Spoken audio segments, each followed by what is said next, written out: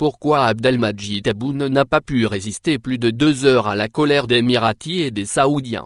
L'allocution du président Abdelmadjid Tebboune devant le sommet virtuel des chefs d'État et du gouvernement du mouvement des pays non alignés était très attendue par les observateurs régionaux, notamment quant à sa position par rapport à la crise libyenne.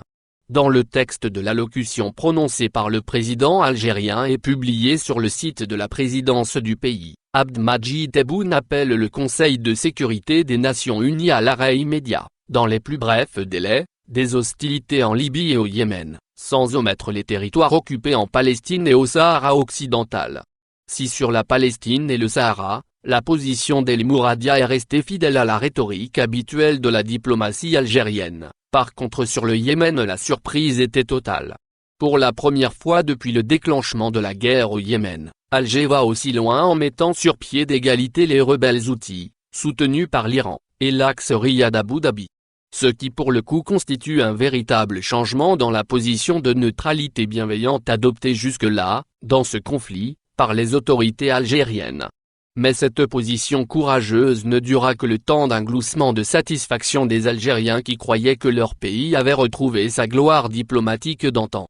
Repris par plusieurs médias, la mouture initiale fut abandonnée 2 heures après au profit d'une nouvelle qui ne contient aucune indication au Yémen.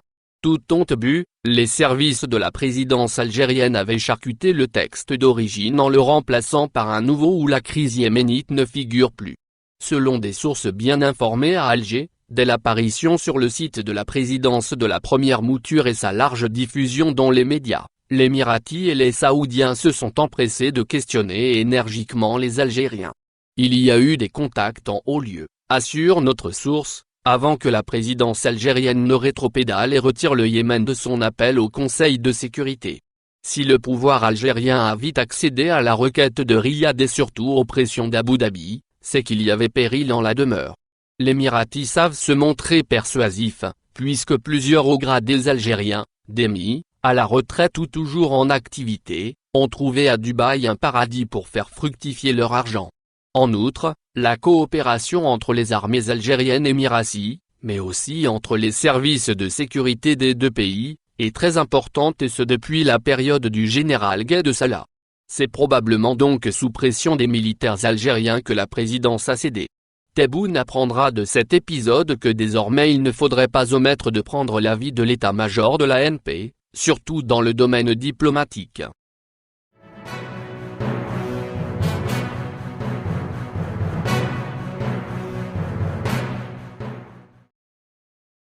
Maghreb. La Tunisie sort de la crise, le Maroc stagne et l'Algérie est le pays le plus endeuillé. Face à la crise du Covid-19, les stratégies sanitaires de l'Algérie, du Maroc et de la Tunisie ont fortement divergé. Chaque pays, selon ses moyens, a apporté les réponses qu'il a jugées opportunes à cette crise. Mais, incontestablement le champion maghrébin de la lutte contre le coronavirus est de loin la Tunisie. Jusqu'au lundi 4 mai, où le pays a entamé une sortie progressive du confinement, la Tunisie n'a enregistré que 1017 cas de contamination et 42 décès, alors que plus de 360 personnes contaminées ont été déclarées guéries. Avec une moyenne de 530 tests par jour et un confinement strict, le pays du jasmin s'est révélé être le pays maghrébin le plus résilient face au coronavirus. Une réussite à mettre à l'actif de structures médicales modernes et très réactives.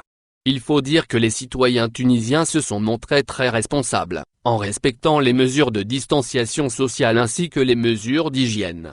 D'ailleurs, aujourd'hui, en Tunisie le RO est de 0,9.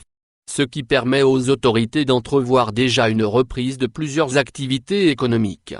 Au Maroc, par contre les autorités sanitaires ont du mal à enrayer le cycle des contaminations, qui depuis 4 semaines, a du mal à descendre en dessus de 100 cas par jour. Si le taux de létalité a été jugulé et s'établit en ce moment à 3,5%, 180 morts pour 5153 cas déclarés, les clusters relevés dans des unités industrielles de Casablanca, Fès et Marrakech pénalisent la stratégie marocaine. Un bon point enregistré au Maroc et qui pourrait préfigurer une levée partielle du confinement au début du mois de juin, est la montée en flèche des tests de dépistage effectués. Le pays procède depuis quelques jours à plus de 3000 tests au quotidien.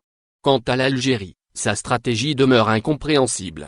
Avec une politique de dépistage assez polémique, puisque le pays ne procède qu'à 400 tests par jour en moyenne, le taux de létalité reste très élevé. L'Algérie est le pays le plus endeuillé du Maghreb et d'Afrique avec 463 morts pour 4474 cas déclarés. D'ailleurs, si une baisse de la mortalité a été enregistrée dernièrement, les contaminations sont reparties quant à elles en hausse, suite à la levée de certaines mesures de confinement.